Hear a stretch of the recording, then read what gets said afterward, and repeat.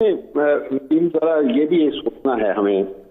आप मिसाल ले लीजिए कि फलस्तीन में जो कुछ जेरूसलम के साथ हो गया, तो मैं कहा करता हूं कि हमारा रवैया बिल्कुल प्रोवर्बियल अरब रहा है।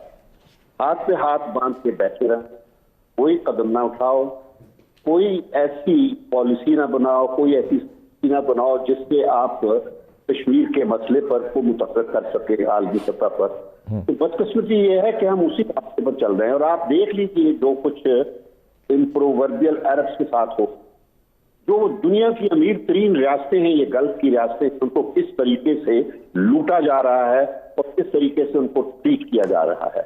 और फलस्तीन के साथ आप हशर देख लीजिए कि आज अक़वाम मुत्तहिदा की रेज़ोल्यूशन का कोई जिक्र तक नहीं करता।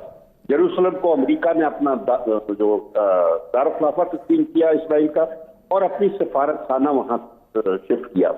तो खैर देखते हैं कि बाइडन अब वो उस फैसले को रिवर्स करता है कि नहीं करता। लेकिन ये इक़दाम तो वो लेते जा रहे हैं, एक साइड इक़दाम लेती जा रही है।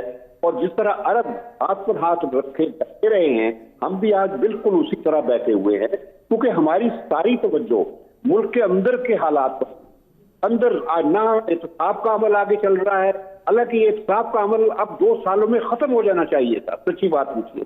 यानी अगर कहें कि आपका जुडिशियल सिस्टम काम नहीं करता, तो सबसे पहले इस जुडिशियल सिस्टम को आप रिवाइव करें, इसके अंदर जो भी तब्दीलियां लाने की जरूरत है वो लाई जाए, सोचना होगा।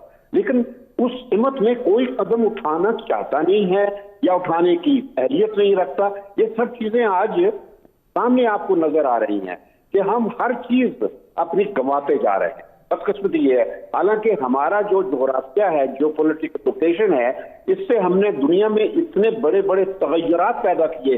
पाकिस्तान को क्रेडिट जाता है कि दुनिया की जो ग्लोबल सिचुएशन है पिछले 70 सालों में बड़ी बड़ी तब्दीलियां हम लेके आए हैं।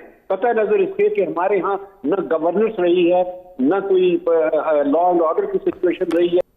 देखिए, इस किस्म की जो मौजूदा सिचुएशन में सिनारियो हो सकते हैं, कोई इतना यानी सिल्वर लाइनिंग नहीं होता।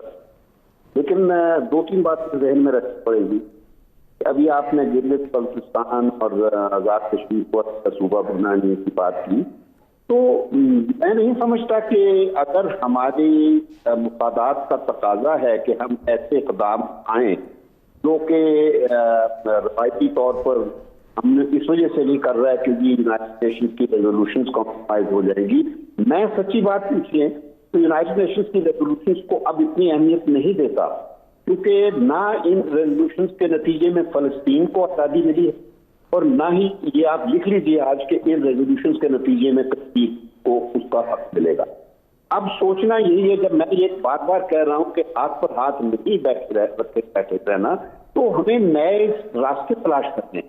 लेकिन कोई कोशिश मुझे नजर नहीं आ रही। इमरान खान ने तो दुनिया के दरवाजे पर दस्तक दी सितंबर 2019 में, उसके बाद उसको जो मोमेंटम था उसको सस्टेन करने की खातिर सिफारिशकारी एक बहुत मुतहर्रिक किस्म की कोशिश दरकार थी। देखें नदीम, जिस मुल्क में करप्शन का बोलबाला हो, ठीक है ना, करप्शन के लिए कोशिश की जा रही हो तो उसको कंडेम किया जा रहा हो, जिस मुल्क में इस किस्म के कल्चर होगा तो उससे तो जो कश्मीरी अवाम है वो भी इंस्पायर नहीं होंगे।